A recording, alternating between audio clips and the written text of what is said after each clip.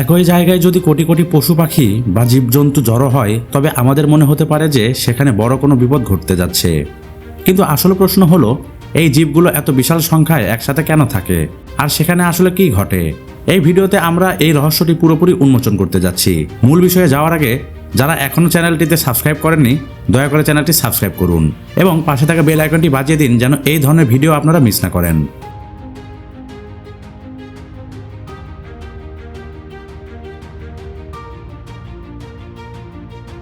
Thousand of snow গিজ। সকালে যখন আমরা আকাশের দিকে তাকাই মনে হয় যেন সাদা মেঘের ভেলা ধীরে ধীরে ভেসে যাচ্ছে, কিন্তু ভালো করে লক্ষ্য করলে বোঝা যায় এগুলো আসলে মেঘ নয়, বরং হাজার হাজার স্নো গিজ। পৃথিবীর সব জায়গা সম্পর্কে আমরা জানি না, কিন্তু এমন কিছু অচেনা এলাকাতে প্রকৃতির এই অদ্ভুত দৃশ্যগুলো চোখে পড়ে যার উত্তর আমরা কখনোই পাই না। উত্তর আমেরিকায় পাওয়া এই পাখিগুলো শীত আসার সাথে সাথেই খাবার এবং উষ্ণ পরিবেশের খোঁজে লাখ লাখ সংখ্যায় একসাথে মাইগ্রেশন শুরু করে। প্রতিটি পাখির গায়ের রং সাদা হয়, এরা যখন ঝাঁক বেঁধে ওড়ে তখন পুরো আকাশটা মনে হয় সাদা বরফে ঢাকা। দূর থেকে দেখলে এই দৃশ্য কোনো চলন্ত বরফের ঢেউয়ের মতো লাগে। এই পাখিগুলো একা ওড়ার বদলে ঝাঁক বেঁধে ওড়ে, কারণ এতে তাদের বেঁচে থাকা সহজ হয় এবং যে কোনো শিকারি থেকে তারা বাঁচতে পারে। যখন এরা লাখ লাখ সংখ্যায় থাকে তখন শিকারীদের পক্ষে নির্দিষ্ট একটি পাখিকে টার্গেট করা অসম্ভব হয়ে পড়ে। এছাড়া সামনের পাখিটি বাতাসের চাপ কমিয়ে দেয়, ফলে পেছনের পাখিদের শক্তি বেঁচে যায়, আর এই কারণে তারা ক্লান্ত না হয়ে হাজার হাজার কিলোমিটার পথ পাড়ি দিতে পারে।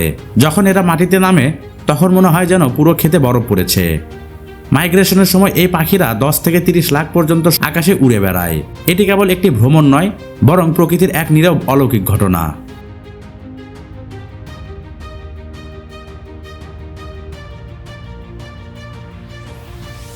Swarm of mayflies. এই পতঙ্গটি এতটাই বিচিত্র যে এটি মাত্র একদিন বেঁচে থাকে। এই কারণে একে ওয়ান ডে ইনসেক্ট বলা হয়। আমেরিকা, কানাডা, ইউরোপে পাওয়া যায় এই পতঙ্গগুলো। এই পতঙ্গগুলো থেকে যখন লার্ভা অবস্থায় থাকে তখন পানির নিচে প্রায় 2 বছর বেঁচে থাকে, কিন্তু পূর্ণবয়স্ক হওয়ার সাথে সাথেই এরা জলের উপরে চলে আসে, মিলন করে এবং 24 ঘন্টার মধ্যে মারা যায়। মে থেকে আগস্টের মাঝামাঝি সময়ে পানির তাপমাত্রা যখন অনুকূল থাকে তখন এক রাতেই লাখ লাখ মে ফ্লাইজ একসাথে বাইরে আসে। কয়েক ঘন্টার মধ্যে পুরো এলাকা এই পতঙ্গে ভরে যায়। রাস্তাঘাট থেকে শুরু করে গাড়ি পর্যন্ত সব ঢেকে যায়।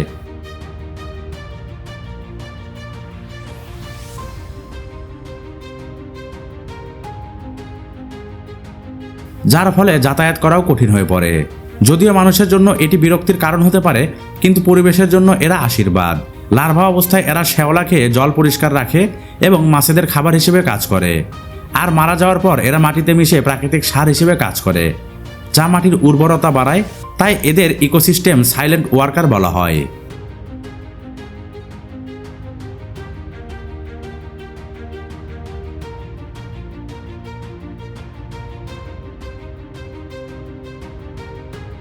Wild beast great migration.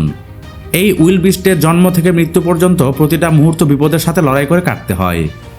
এই মাইগ্রেশনে 15 লাখেরও বেশি উইল্ড বিস্ট একসাথে জেব্রা ও অন্যান্য তৃণভোজী প্রাণী মিলিয়ে সংখ্যাটা প্রায় 20 লাখ ছাড়িয়ে যায়। তাদের এই 3000 কিলোমিটার দীর্ঘ সফর শুরু হয় তানজানিয়ার সেরেগেনাটি থেকে কেনিয়ার মাসাই মারা পর্যন্ত। পুরো সফরের সবচেয়ে বিপজ্জনক সময় আসে তখন তারা মারা নদী পার হয়। নদীতে ওত পেতে থাকা ক্ষুধার্ত কুমির এই নদী পার হতে গিয়ে প্রায় 6000-এরও বেশি উইল্ড বিস্ট প্রাণ হারায়। তবুও জীবন আর মৃত্যুর এই লড়াই প্রতি বছর চলতেই থাকে। যেখানে বৃষ্টি হয় আর নতুন ঘাস জন্মায়, এই বিশাল বাহিনী সেই পথ দিয়েই এগিয়ে যায়।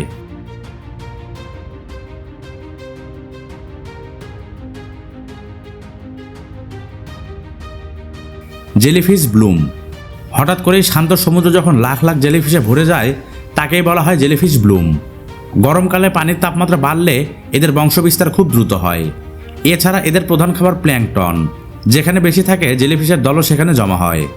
এদের শিকার করার মতো বড় মাছের অভাব হলে এদের সংখ্যা কয়েক গুণ বেড়ে যায়। মুন জেলিফিশ, নোমুরাস এবং সি নেটলেসের মতো প্রজাতিগুলোই এখন এক বিশাল ঝাঁকে ঝাঁকে তৈরি হয়। এর মধ্যে মুন জেলিফিশ মানুষের জন্য তেমন ক্ষতিকর নয়, তবে নোমুরাস বা সি নেটলেস কামড়ালে অসহ্য যন্ত্রণা হতে পারে। এই অদৃশ্য দৃশ্য দেখতে অনেক ডুবুরি জেলিফিশের এই বিশাল মেলায় ঘুরে বেড়ান।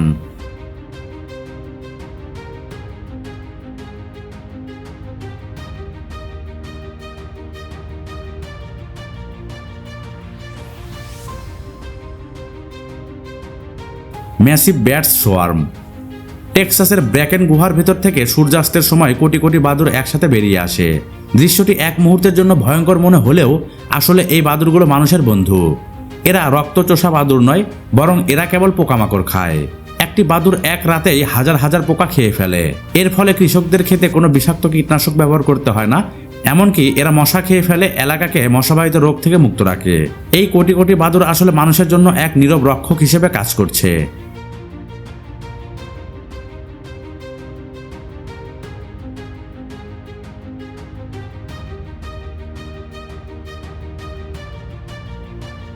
Sardine run.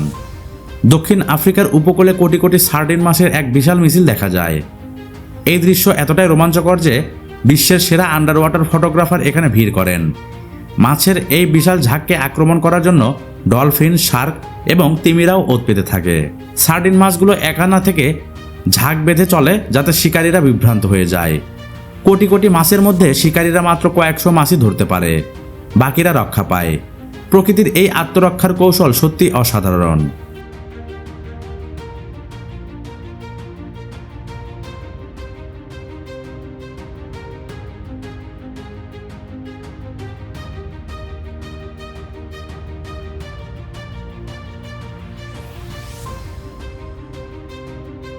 Lot of anaconda.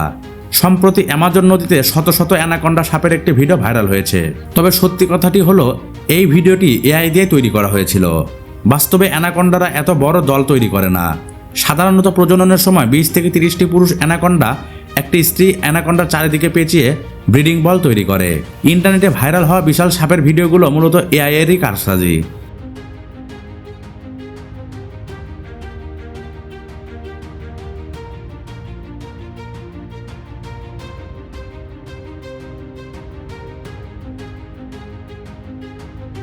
প্রকৃতির এই বিশাল সমাবেশ আমাদের মনে করিয়ে দেয় যে পৃথিবীটা কতটা রহস্যময় এবং বৈচিত্র্যময়। এই ভিডিওটি ভালো লাগলে বন্ধুদের সাথে শেয়ার করুন। আপনি কি এর আগে কখনো এমন প্রাণীর বিশাল ঝাঁক দেখেছেন? তা অবশ্যই আমাদেরকে কমেন্ট করে জানিয়ে দেবেন। আজকের মতো এখানেই। ধন্যবাদ সবাইকে।